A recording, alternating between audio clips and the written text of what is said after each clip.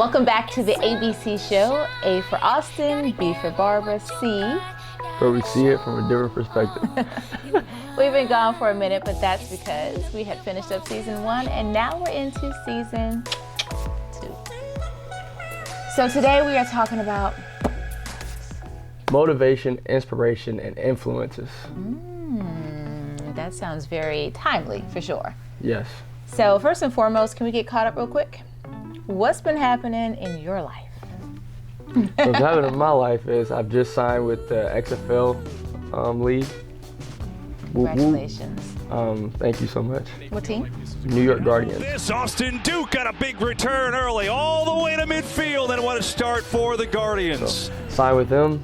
I've been pushing my foundation, been trying to be an influence for young boys, trying to make sure that they have the answers to get to college, on and off the field, and just being that positive influence that they need in the community. So really been trying to pour into that, and just that in football. So it's been a blessing to say the least. How about you? Let's get caught up on you. I am still on that PhD journey. So my next phase is my dissertation proposal and research, and I'm excited because I'm doing it all about athletes. So that's going on, and then also with the business. Radio Row, here I go. Just really excited because we are picking up some more clients, which is so cool, and we have started a speakers agency. A speakers agency, go continue. What So for some of the guys who I take through the program, the public speaking program, we build out the signature speech and all that good stuff. If they sign with me, I'll represent them and get them speaking gigs to create other streams of income for athletes. So train them on their speech, but then also get them the gigs. I think it's a good combination. It's been on my heart to do it for a minute. It has. So we are officially back. Thank you for those of us who stuck with us through season 1, and thank you for all the views, likes, and shares, and we hope that you'll bring more people along for season 2. I better bring more people along for season 2. Today we're talking about these key components which are so timely, coming off the tragic death of Kobe Bryant and his daughter Gigi. And we know that, and the other families who lost their lives as well. And we know that people lose their lives every day, and that is a sad part of life. It's part of living. But what I think has been so impactful about this is the breadth of his influence. He wasn't just a basketball player. He wasn't just bound by the United States. He was a global brand, and what I loved most was his second act. What he has done since he left basketball with the Mamba Academy, really being an advocate for female sports, the WNBA. He just seemed like that dad too, just really having a beautiful relationship with all of his daughters, but especially that basketball connection with Gigi. So first and foremost, our hearts are just pouring out to this family and all the families who lost their lives, and really keeping them and everyone who's impacted by this in our prayers. Yeah, first of all, man, just rest in peace to Kobe Bryant, man. I don't really have too much to say. I haven't really found the words to say yet about Kobe Bryant. But I know growing up, for me, Kobe was such an impactful person, not just from basketball, but the fact that he could speak multiple languages. Like, I know me and you, I'll come in, hola, ¿cómo estás? Like, I know a little Spanish, but to be fluent in Spanish, Italian, to be trilingual, especially as an African-American male, like, that's so inspiring. Coming from his background, coming from Philly, moving around from all around the country, that just goes to show how he absorbed every place he went to. I think he lived in Italy for a little bit, so he absorbed that culture. And instead of just saying, "Oh, I'm living in Italy," no, he dove into that culture. And for me, I think that was just so inspirational to me, because it shows that you can be a product of your environment if you actually take the time and the courage to go out and actually be involved and pay attention to what's going on around you. So that alone was such an inspiration to me, because my mind just goes crazy wanting to know information, wanting to gain knowledge, wanting to learn about different cultures, and then to utilize it. So just him in that sense right there alone, man, it was just inspiring to me and very moving and touching. So when I got the news, my girlfriend actually called me. It was this Sunday morning, and I was sleeping, and I woke up and she was like, "Did you hear the news about Kobe Bryant? He just died in a helicopter crash." Oh, gosh. And I'm half awake. half asleep, and I'm like, no. Like you're kidding. Like, it's a joke. Like, stop playing, it's a joke. So I go on Twitter, I'm looking around, and nothing surfaced. And because I guess the news just really didn't break yet. Because she lives in LA, so it was, she got the news first. And then I look, and the news just starts flowing in, and I'm just like, man, like, that's crazy. I just still couldn't wrap my head around it. I'm looking at the news, looking at pictures. I'm like, there's just no way. Like, not Kobe. Right. Not Kobe. And I just start immediately going back thinking about, last year when I was with the Panthers, just thinking about what I was doing to try to build that callus of mental toughness within myself. So I was watching a lot of Kobe's Mamba videos, his highlights, Mamba mentality, his interviews. He did an interview in China, and he was just talking about, the Mamba mentality. It's an attitude, it's a work ethic, it's wanting to be the very best that you can be. Right.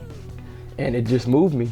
And so when that happened, it definitely feels like you lost a brother, because that's somebody that you're trying to not be like or emulate, but it's the same thing that I'm trying to do. Yeah, that you're inspired by. So the same thing that you're trying to be for somebody else, you have that person for you. So before I, continue going on, that's just, the words I've been able to find for that Kobe. Still raw. We're not promised another moment. We're not promised another breath. And I think the legacy piece that's coming out of it, I think a lot of people are just kind of checking their lives and saying, wait a minute, he was only 41, she was a teenager, barely, and I mean, what do we do with our lives? Like, what's next? What are we focused on? What is it about? Are you doing anything with your life that you really want to do, or are we just going through the motions? But what's one thing that you've been able to take away, or, look and say, man, I've taken this for granted, or... My daughter. Love her to death, but there are moments where I get so caught up in what I have to do, trying to get to meetings, trying to do this, rushing her here and there. And I think I haven't taken the time to just be in the moment enough, right? Because she'll see me as an entrepreneur, she'll see all the things that I'm doing, but what matters most is if I'm there for her recitals, if I'm picking her up from school, if I'm dropping her off, our movie nights that we do every other Friday night. I missed last night because I was in Miami for Super Bowl stuff, so we're doing it tonight. And so even though we have to make sacrifices, and I think she's such a trooper, I think we still have to double back and say, let me get back in the moment. And so when I think about what I may have been taking for granted, I think it was her. And my relationship with my husband, just to say a little bit more, because I do say it a lot. I'm all about Papi and complimenting him and supporting him. OG. You call him OG, I call him Papi.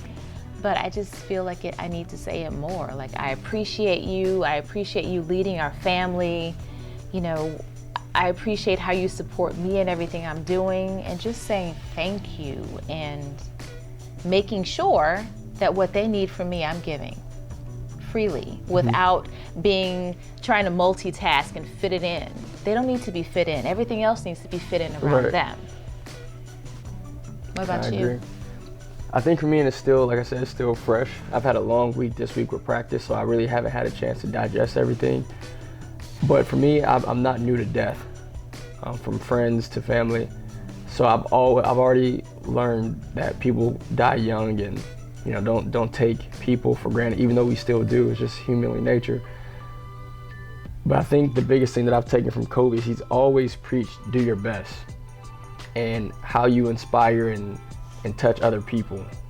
How are you impacting their lives? It's just saying, it's the thing about this life being bigger than you. What can you add value to? So I think for me, in my football journey, it's a blessing to be back playing football. I've been out of it for a whole year and a half. So just to be back in that moment, I've always thought about, and I felt like I was suffering, and we've had these conversations multiple times. I'm in the gym, not knowing when I'm gonna get another opportunity, but I know I had to keep going. Right. I'm working out, I'm studying plays, I'm still trying to live a productive life that I know that I want to, because I know where I want to be in the future. So still going when nobody else believes in me. So trying to find that courage and the confidence to keep going, even when people looking like, bro, you've been out for a year and a half, dog, you done, you're not getting an opportunity. But tuning that out and still focusing on my grind and focusing on the path that God has ordained in my life. Yeah. And for Kobe, where he's come in and played that role for me, I never had a chance to meet him or talk to him, but I felt like I did. You know, just by being in tune of watching his games and watching YouTube videos. But he always preaches, do your best. You know, and if you've done your best, you've given your best effort, you know, and you've done your best to prepare for an opportunity, then when opportunity comes, you're confident. You know, you're prepared for that moment, and you're going to do great in that moment. So for me, you know, I'm not going to sit here and say I'm going to dedicate the rest of my football career and my season to Kobe Bryant, but he will always be with me in that mindset. And yeah, a piece of him, you know, will be dedicated to, because, you know, his words have pushed me along and have pushed me through. So I think that's the biggest thing I want to take, is that Mamba mentality, and that, you know, not worrying about what anybody thinks about you, but, you know, having a goal in your heart and in your mind to be where you want to be and who you want to be, and not letting anybody tell you different or anybody discourage you, but just doing your best and understanding that what you have in you is good enough. Right. So that's what I've taken with me, and that's what I'm taking with me, especially for this XFL season.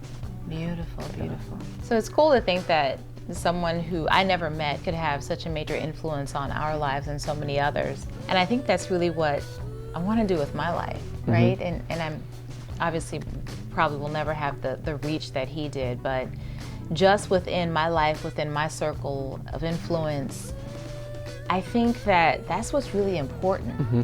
Like, we're here to do something. It's not just to get up and go to work and push someone else's agenda forward. Because even within your own workplace, there's something that you contribute that is so unique to you that you have to be there to do, or to whatever you're doing on your own, like, that's what you're supposed to be doing. And I think that's what needs our focus. Right. And it's like, to be able to be that dedicated to what you are here on earth to do can only mean that you're going to have an amazing impact on those around you. Right. And I want to touch to the point, not every great person is famous, and not every famous person is great. Right. And that goes back to our circle and the people we influence. Just because you're not famous or you don't have the reach doesn't mean that, you know, you're not important or not doing what God has ordained you to do in your life. Yes. And I think that's where our generation, or my generation, or this generation period, with Twitter and Instagram and labels and positions, is we forget that God uses anybody. Mm-hmm. And just because man or human hasn't recognized you or have labeled you a great person doesn't mean that you're not great and that you don't have influence that's touching other people in your life. Yeah. So that's why it's so important. You know, when Kobe even says, do your best, you know, give your best effort, do things in your circle and in your life and in your world that is influencing and impacting others just by you being yourself.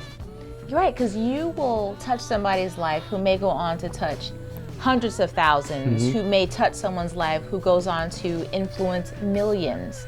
So it's like, we don't know the impact that we have, we just have to keep doing what we do. Right. We just have to. And you have to trust that it's... You have to trust it, yes. So what are you here on earth to do? I'm still growing and learning into that, but I know what I want to do. I still get messages or dreams that I feel like are God sent, to say that I know that I'm supposed to be doing something that impacts the youth, because that's what I wanted when I grew up, and I never got that. So sometimes the things that we lack are the things that we end up learning, and the things that we end up becoming what we needed. Right. So I know for a fact it's definitely being that person of impact for the youth, whether that's through a YouTube channel or through modeling or acting or for football or speaking up for what I feel like is right. That's an example. And they say not everybody can be teachers because they're held to a higher standard. But I've always felt like I've been held to a higher standard from being a young kid. And now with the platform that I have, I just want to make sure that, you know, anybody that I come in contact with, man, I got, you know, just make sure they know that my energy was of love.